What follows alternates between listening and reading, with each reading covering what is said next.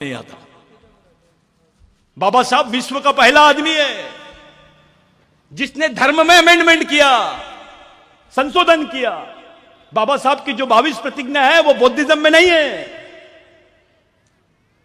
सच्चाई है ये, क्योंकि बाबा साहब इस व्यवस्था के खिलाफ में विद्रोह कर रहे थे, जिसको हम धम्म बोलते हैं। वो जीवन जीने का मार्ग भी है और विद्रोह भी है, जैसे यहां पर उलगुलान की बात करते हैं। बाबा साहब ने जिस बुद्ध को रखा वो भी बिहार में जन्मे थे, वहीं बिरसा मुंडा जन्मे। और जब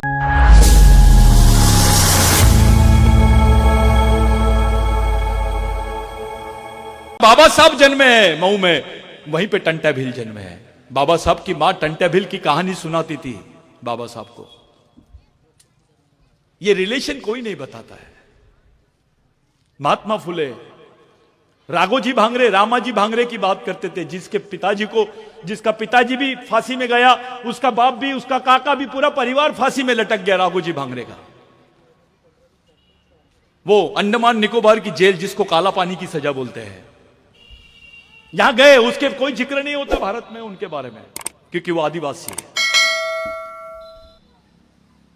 आदिवासी राजाओं को बंदूक की नोक पर लिखने लगाए, चल जमीन सरेंडर कर, तेरा राज खत्म कर। ये बस्तर में हुआ, ये गढ़चिरौली में भी हुआ। जब दमन शुरू होता है पूंजीवाद का, साम्राज्यवाद का, तो वो किसी को नहीं गिनता। कितना पैसा होगा तुम्हारे पास? चलो 100 करोड़। करुणा के समय में मैंने दलितों को भी देखा हूं 1 करोड़ 20 लाख का बिल देते हुए, आदिवासियों को 25 लाख का बिल देते हुए देखा हूं मैंने। तुम्हारे बच्चे को आश्रम स्कूल में पढ़ा रहे हैं, पहली से 10वीं तक के बच्चा पास ही होता है साला, उसको लेटर लिखना नहीं आता है। ये बैकडेटेड एजुकेशन है। जिस तरीके से बैकडेटेड मेडिसिन खाओगे तो रिएक्शन हो जाएगा, उसी तरीके से बैकडेटेड एजुकेशन आदिवासियों के बच्चों को दे रहे हैं। ये पॉइजन है। 12वीं में जाता है लड़का, एक लेटर नहीं लिख पाता है, स्कॉलरशिप का लेटर नहीं लिख पाते बच्चे। जैसे कुक्कुट पालन करते हैं, जैसे मुर्गी पालते हैं, बकरे पालते हैं, वैसे आदिवासी बच्चों को पाला जा रहा है। आश्रम स्कूल में, ताली मत बजाओ, आश्रम स्कूल में आदिवासी का बच्चा मर जाता है तो आदिवासी ऑफिस से तुमको चेक आता है 30,000 रुपए का, कि तुम्हारा बच्चा मर गया है, 30,000 रुपए ले लो। इसका मतलब यह होता है कि आदिवासी के बच्चे की जान की कीमत 30,000। ईद का बकरा 1 लाख रुपए का बिकता है। जानवरों से भी कम हो गई है आदिवासी बच्चों की जान की कीमत। इस पर कोई बात नहीं करता है। समझ रहे हो? समझ रहे हो ना? मैं ऑफिसर आओ, टाई और कोट पहन लेगा, बाबा साहब दिखने की कोशिश करते हैं। अबे तेरा बच्चे की जान की कीमत क्या है, उस पे बात करना। तेरे बच्चे की जान की कीमत सिर्फ 30,000 है सरकार की नजर में। शेर खाता है ना आदिवासी को तो 4.5 लाख। जीते जी आदमी किडनी बेच देगा तो 10 लाख मिल जाते उसको, लेकिन शेर खाने के बाद 4 लाख दे रहे। सब आदिवासी क्षेत्रों में हो रहा है। या तो सीआरपीएफ घुसती है या शेर घुसा रहे, बफर जोन डाल रहे हैं। अभी जंगल के नाम पे विस्थापित आदिवासी होगा, नक्सलवाद के नाम पे विस्थापित आदिवासी होगा, माइनिंग के नाम पे विस्थापित आदिवासी होगा, पावर प्लांट बनेगा तो विस्थापित आदिवासी होगा, कोई रेलवे लाइन बनेगी तो आदिवासी विस्थापित होगा, कोई बहुत बड़ा रोडवे बनाएंगे ये लोग तो आदिवासी विस्थापित होगा। एक तरफ देश का विकास और एक तरफ आदिवासी का विनाश, दोनों पैरेलल चल रहे हैं, समांतर चल रहे हैं।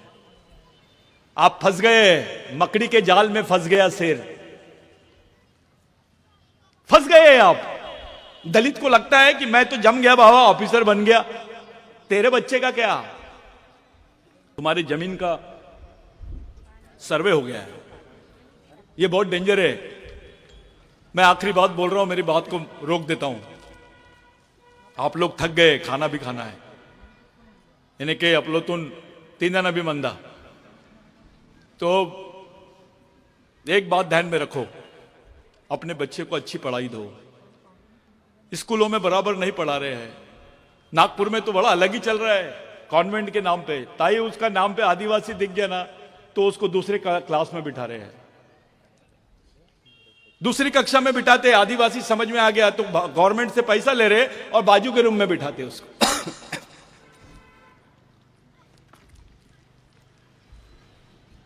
यह हालत है। अपन लोग गरीब है, बहुत बुरी तरह फंसे हुए हैं। अगर आप लोग महंगा महंगा शौक करते हो, आपको अगर कोई चीज बचा सकती है तो वह है सामाजिकता और समाज। उस समाज नाम की ताकत को खड़े कर दो, आप लोग बच पाएंगे, नहीं तो अपने को कोई नहीं बचा पाएगा। अपन फंसे हुए, नेताओं को बोलने से, उंगली करने से कुछ होने वाला नहीं है। हमारी भूमिका क्या है ये बताओ बस। आदिवासी तो लड़ाई में भी नहीं है, वो देश के मुख्य प्रवाह से भी बाहर है, और जो लड़ाई लड़ने का वो दावा करता है उस लड़ाई से भी बाहर है वो। ये सच्चाई है। पूरा देश गढ़चिरौली के लोगों पर देख रहा है, खास करके पूरे देश के आदिवासी गढ़चिरौली पर एक नजर मार रहे हैं कि गढ़चिरौली के लोग बहुत संघर्ष करते हैं। लेकिन यहां परिस्थिति कुछ अलग है। गढ़चिरौली के लोग तो जातिवाद करते हैं, गढ़चिरौली के लोग तो पार्टी के नाम से बटे हुए हैं, गढ़चिरौली के लोग तो अपना या सेक अपना देख, स्वार्थी है, सामाजिक रूप से गद्दार है। यह गढ़चिरौली के आदिवासियों की स्थिति है। गरीब है, दिमाग से भी गरीब है। पूरे देश के आदिवासी तुमको तरफ एक आस भरी निगाह से देख रहे हैं कि ये हमारे जो भाई लोग हैं कुछ करेंगे तो उसका फायदा पूरे देश में होगा। और उसी एक्सपेरिमेंट को अंजाम देने के लिए हम लोग गढ़चिरौली में काम शुरू किए हैं। अभी सालेकसा, देवरी, कोरची, ये पूरे बेल्ट में हम लोग तैयारी कर रहे हैं। एक दिन एक ही समय पर पूरे गढ़चिरौली में 1 लाख आदिवासी सड़क पर आएंगे और यहां के आदिवासियों की समस्या पे बात करेंगे। ये एक्सपेरिमेंट करेंगे। 1 लाख लोगों को सामाजिक सदस्यता बनाने का हम लोगों ने निर्धार किया है। कोई आए या ना आए, कोई साथ दे या ना दे, गांव गांव जाने का काम हमने शुरू किया है। आप लोग इस मिशन को चलाओ। यहां कोई अध्यक्ष पध्यक्ष नहीं है, राजा का बेटा राजा नहीं और नेता का बेटा नेता नहीं। समाज के गरीब आदमी का भी बच्चा समाज का नेतृत्व करना चाहिए करके यह मिशन खड़ा किया है। आपकी मेहनत, आपकी सोच, आपकी ईमानदारी, आपकी समझदारी ही समाज को बचा सकती है। आओ सब लोग मिलकर काम करते हैं। यहां कोई नेता वेता नहीं है। यह भाग्यश्री ताई का मंच है, संगठन है। ये ताई का है, ये दादा का है, ये भाऊ का है, ध्रुवे भाऊ का है, सबका है। ये समाज की संपत्ति है जो विचारों पे चलती है। मेरा ऐसा मानना है पर्सनल। नेताओं के विचारों से समाज बच नहीं सकता। अगर समाज बचेगा तो शहीदों के विचारों से बचेगा, क्योंकि उन्होंने समाज के लिए कुछ दिया है। उन विचारों से हम लड़ सकते हैं, उसी विचारों के आड़ में हम बच सकते हैं। आज जरूरत है हमको बाबा साहब की, आज जरूरत है टंट्या भील की, आज जरूरत है महात्मा फुले की, संभाजी महाराज की